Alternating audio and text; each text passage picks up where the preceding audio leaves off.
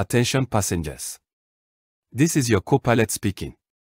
Your pilot is black mind, so you are not going blind and there is no power failure. You are merely experiencing the immense blackness of his proximity, and when you hear his voice, you and the cabin will get even darker than you are currently. We will be cruising at the speed equal to light, because the one other thing that travels equally fast is darkness. Your loved ones awaiting your arrival may not recognize you at first sight. This is normal. Simply tell them about the pilot, and they will understand. We will taxi to the runway now, so please buckle up and prepare for a high-speed departure. Thank you for choosing Jet Black Airways, where the phrase jet black is also a verb. We hope you keep jetting black with us until the wings and the wheels fall off. Justice forever. Assalamu alaikum wa rahmatullahi wa barakatuh to some of you, and peace out to the rest of you. Hit the share button because the message is more important than the messenger. So here it is, gentlemen. Listen. I'm not going to go too much in detail, but I am going to say this about my ex-wife and the circumstances surrounding the divorce that are applicable to what we're going through now in this gender war. When she and I split, it was because she asked me for a divorce and I gave it, and I thought she was asking for a divorce for a reason that later turned out not to be why she was asking. She explained it later. I thought she had a particular reason. She didn't know that I thought that. She asked for the divorce. I remember it was a Saturday morning when I got the voice message, the voice note. I replied to her by voice note and told her, you got your divorce. In 90 days, you're free to marry somebody else. Now, I later learned, as I was getting ready to go to Malaysia for the first time, I later learned that she actually requested divorce because her family was being bothered by some government employees that did not want to recognize our marriage. That's what I learned. But at the time she asked for the divorce, I thought she was asking for it because 10 days before that, we'd had the only argument we had. And that argument was about her nationality's attitudes towards Black Africa. Now, with this being said, listen. I had just moved into the city I now inhabit. I didn't have a new job per se, but I was in a new location, so I had new co-workers. A lot of my male colleagues were Black Muslim Salafis from the US and Canada and the UK, mostly. Now, when they asked, Ak, you married? And I said yes for a little while longer, because that was the answer to their question. They would then wonder, well, what's going on? And so in other words, what I was saying to them is, I am currently married. I should be available for somebody else later on. They would attempt to reconcile me and her. They would offer to, I should say. And they didn't do anything wrong. They meant well. They didn't force it. They offered. I declined. When some of them asked, why won't you at least consider letting us help with a reconciliation? Because they wanted good deeds. I would say to them, well, may Allah reward you for this, and I applaud your intention, but understand this. Here's the deal.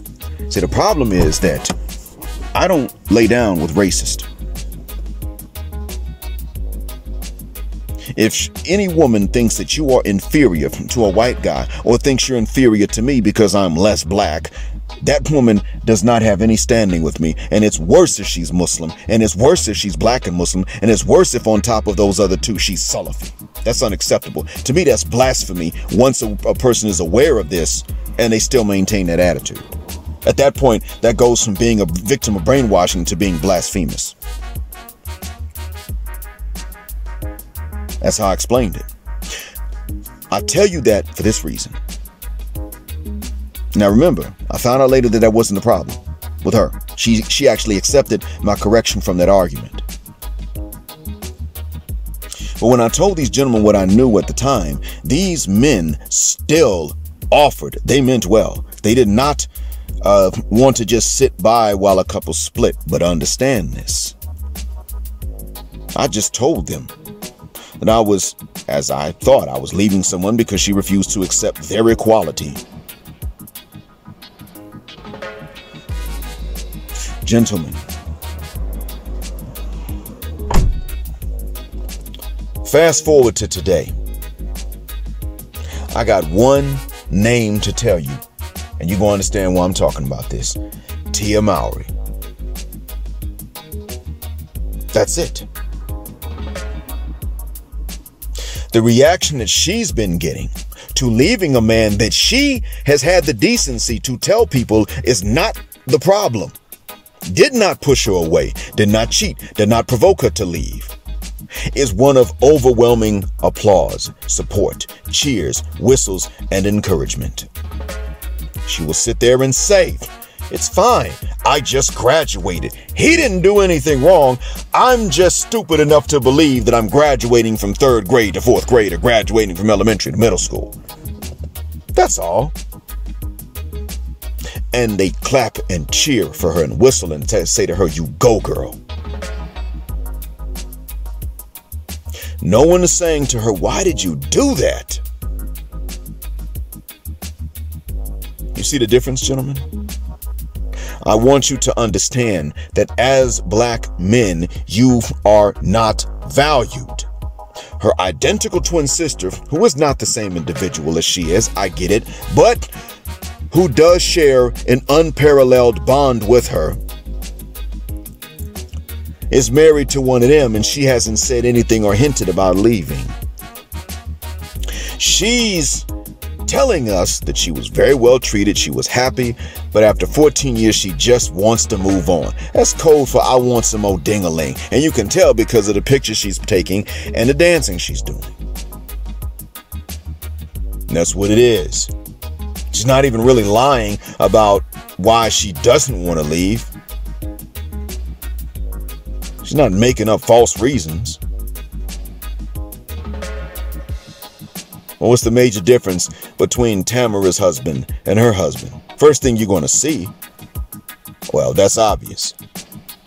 But the message, because when you take this individual scenario, which is just one, and does not prove anything, even my theories, but amidst the context of what we've been seeing, then it becomes clear. Gentlemen, if you are black and your complexion is anything other than right smack dab in the middle for where you live, you were either too black and you were told that, or you were not black enough, and if it was the early 90s, you probably weren't even told that's what it was. Left to confusion. J. Cash and I went through that.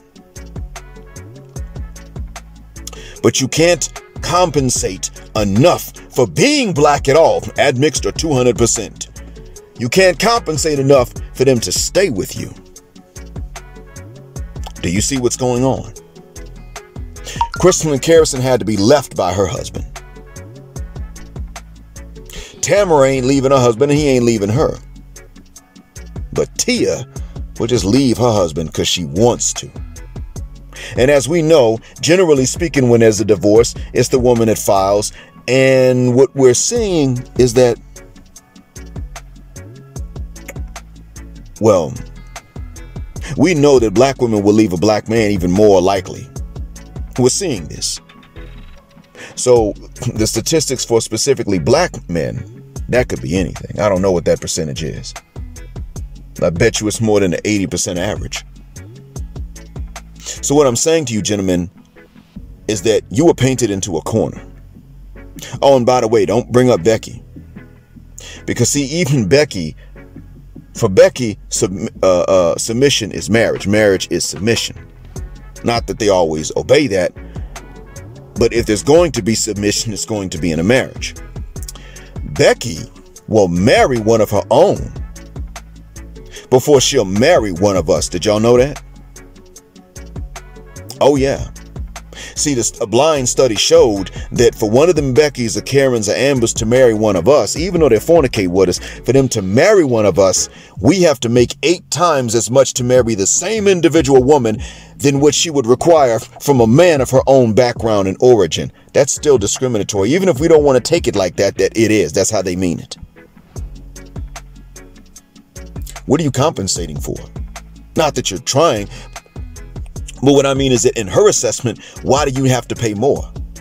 We don't accept that from sisters when they raise the price for some of us over the others, especially when they raise the price for non-stereotypical black men over the price they have for the idness, and we should not accept that. Becky's doing the same thing. So we've literally been painted into a corner, you see, gentlemen? And in this corner into which we've been painted, pay attention.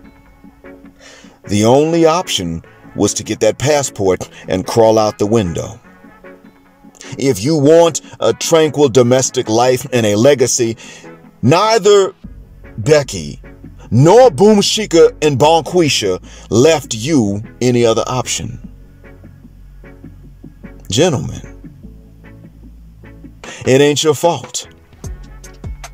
So it's for this reason that I want to tell you that the next time my next upload is going to be addressed to the ops, male ops and female ops alike, of any one of the BMPTs, black male passport travelers.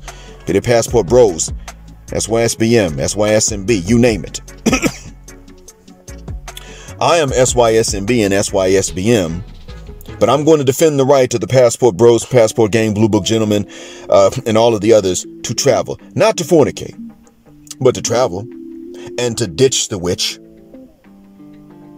Absolutely, I'm going to support that right.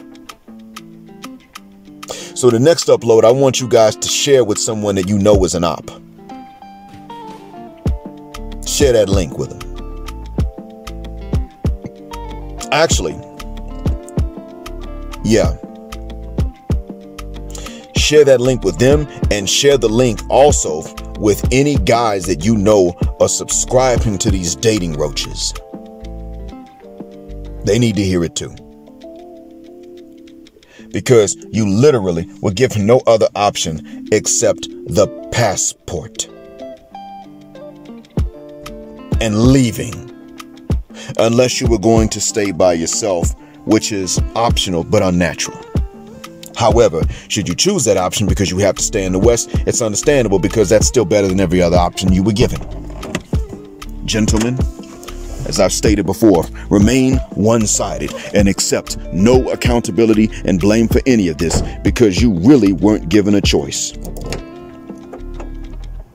Thank you for listening.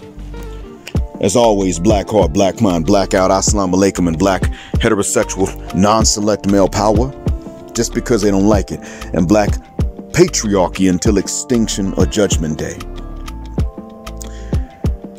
Prepare for arrival. Thank you again for choosing Jet Black Airways, where jet black is also a verb. We hope that you continue jetting black with us until the wings and the wheels fall off. Please hit the Cash App tip jar on your way out. Justice forever.